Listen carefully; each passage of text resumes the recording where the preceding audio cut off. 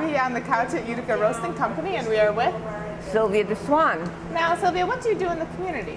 What do? I have done many, many things in this community. How far back do you want me to go? As far as you would like to go. Okay, I moved up to this area about 1975. I was living in New Orleans. Before that, I used to live in Mexico City and other places I won't go into because, you know. And initially, I moved not to Utica, but to a small hamlet in about 18 miles southeast of here called Knoxboro. And my second husband and I had a big house there. Anyway, eventually I moved into Utica, I used to be the executive director. I was the first executive director of Sculpture Space. Oh. Yeah, so I was sort of like the pioneer. I was the one who worked with leaking roof and, you know, all those things that when an organization... All those fun problems. Yeah, and sometimes with galoshes on my feet because of the puddles.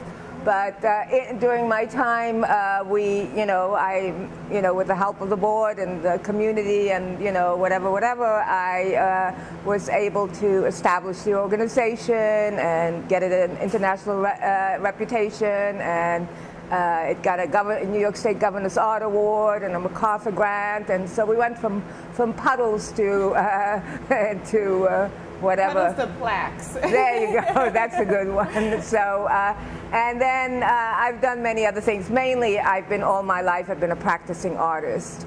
Initially, when I lived in Mexico City, I was a painter, and then I apprenticed with a Mexican photographer, and I became involved with photography, particularly after moving to New Orleans, where it's somehow I made the transition to photography being my primary medium. And I work on long-term personal projects, exploratory projects. So for example, in the 1990s, I worked on a project in Eastern Europe. I'm originally from Romania, and after the fall of communism, I decided to kind of explore my roots. And quite immediately after, you know, in 1990, I made some contacts, and I took a journey through Eastern Europe by train, and I took some photographs, and this project grew into a 10-year endeavor called Return, for which I got grants and fellowships and stuff like that, and it's been exhibited in a number of venues, both locally or regionally, and and abroad. And I'll let you ask the next question. Well, that's why. Are you still a practicing artist in Utica today? Or? Absolutely, it's what I do. I also taught photography at Hamilton College for a while as a visiting person, not as a tenured person.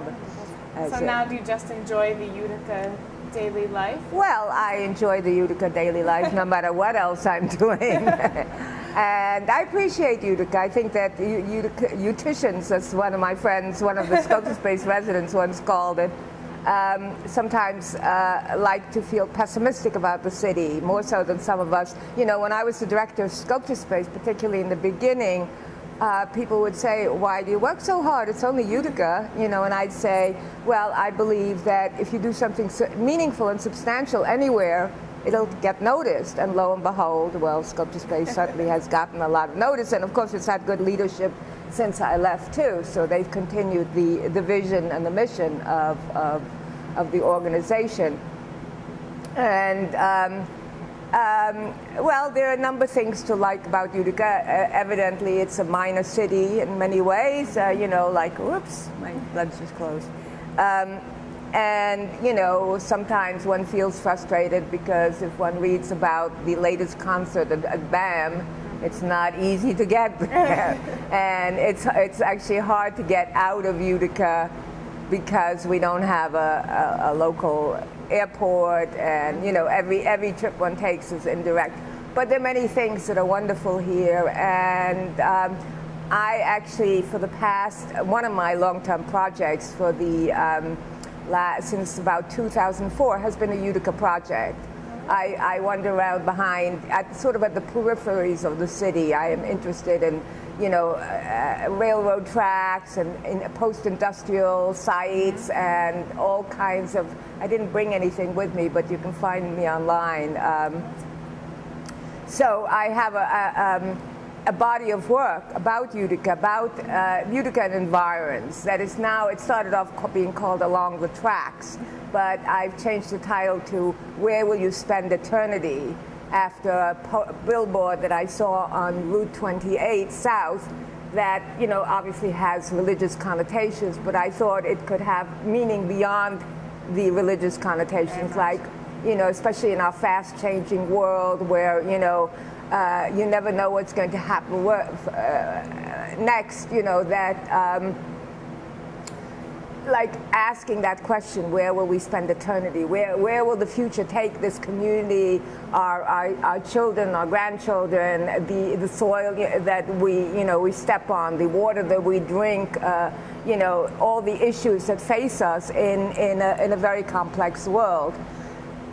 So this is a body of work that I'm actually right now preparing to make a book of, because I've just been invited to be part of a group, a venture called United States Artists, which helps Swan fundraise for projects, and the project that I'm going to fundraise for is this very book about Utica.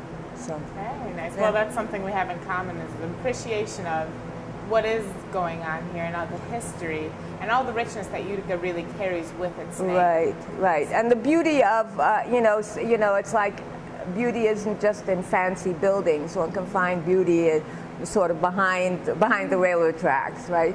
Very much so. Yeah. Well, thank you very much for being on the couch. Oh, I'm so honored.